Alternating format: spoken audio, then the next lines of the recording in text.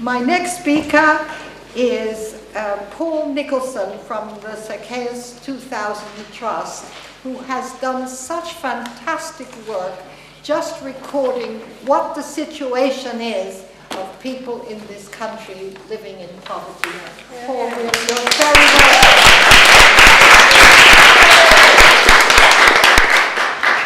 welcome. While the bill was going through the House of Commons, we managed to persuade Paul Rowan, Lib Dem, and John Mason, who was Scottish nationalist, to table 3 amendments.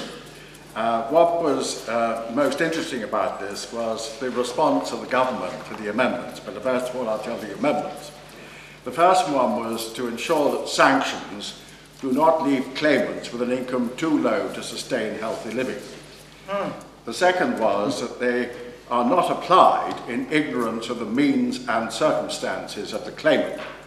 And the third one was to ensure that work pays more than benefits. In other words, if the job is not going to be better paid than the benefit, then they should not be forced into it by sanctions.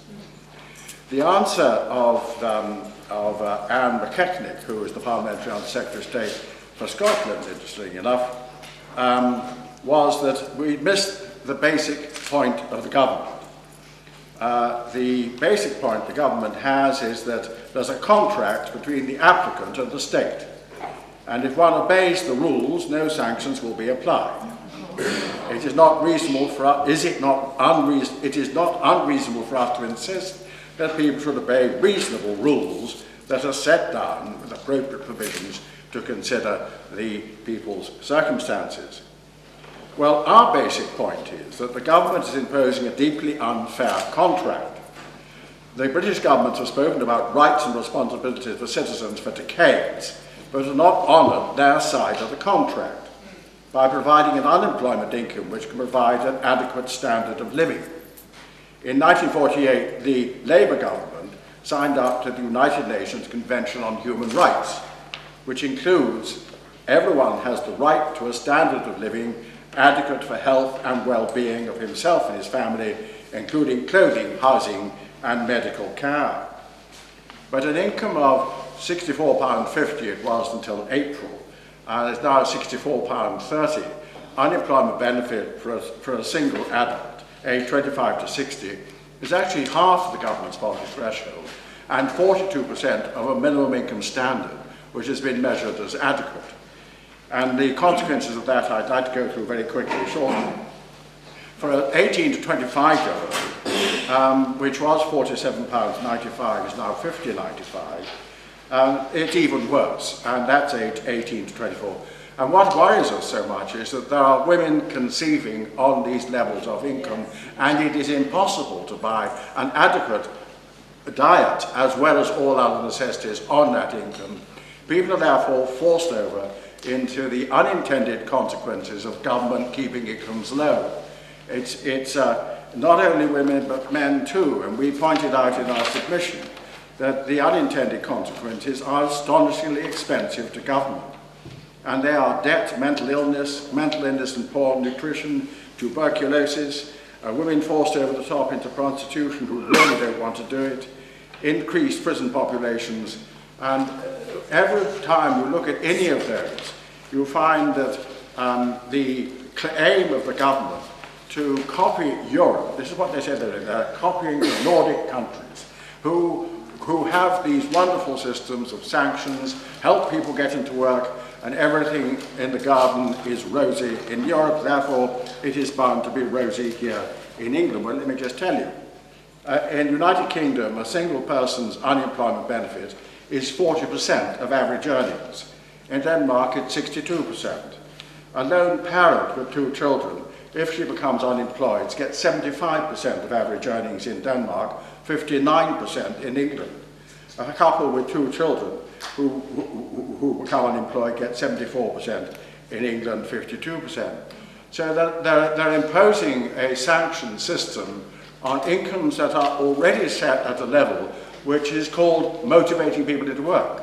In other words, if you're starved to death, you have to work. And that is the fallacy, the basic fallacy of this bill.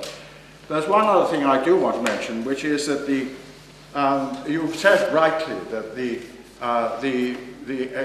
incidence of mental illness in this country is really quite serious, and in all affluent countries. It starts, of course, with the point I made already, which is the incomes of women when they are conceiving and unemployed are not enough to provide adequate income. That affects the pregnancy. That, according to Professor Michael Crawford, means that the increased risk of permanent developmental brain disorder of their children. He forecast in 1972 that there would be an explosion of mental illness in this country unless we got the diets right. He hadn't seen the point about the incomes at that time. It wasn't until we connected with him about 5 years ago that we started working together. And even to add to that, Dr. Joe Nurse, who is head of mental health services at the Department of Health, came up with the extraordinary figures that the Treasury spending on the NHS whole of mental illness is 76%. 76 billion pounds, I'm sorry, 76 billion pounds.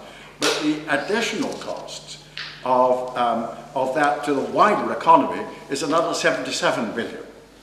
So what government is simply not taking into account is we're going to squeeze people down all the time. There's going to be more and more illness, more and more unintended consequences. It costs the taxpayer a bomb, and they haven't got, I got an email only 2 days ago from a Treasury official saying we'd never made an estimate of how much we would save in this economy if we actually reduced poverty or even eliminated it. So the economics of it are not making sense. I do congratulate you. I think women should be properly looked after. We care in, I trust, for some women who are suffering, if I may say, from the pressure of the social services, who themselves are overworked and understaffed. And I'm not surprised that 1 in 6 people in this country suffers from depression, and much of it is due to debt. The Government Office for Science has asked government to take into account the effect of mental illness of debt. And they asked them to work with the banks and to work with the creditors, but they should also work with the local authorities about rent arrears, council tax arrears, about fines for TV licenses for truancy. Fining women for truancy and putting them into prison, to my mind, is simply uncivilized. And so on it goes. Just finish and say that I've been working now for over 20 years, helping people through the court and benefit system. It has got more and more draconian, more and more hurtful, and more painful to actually deal with from the point of view of those who care for people struggling with this wickedly unjust system. Thanks.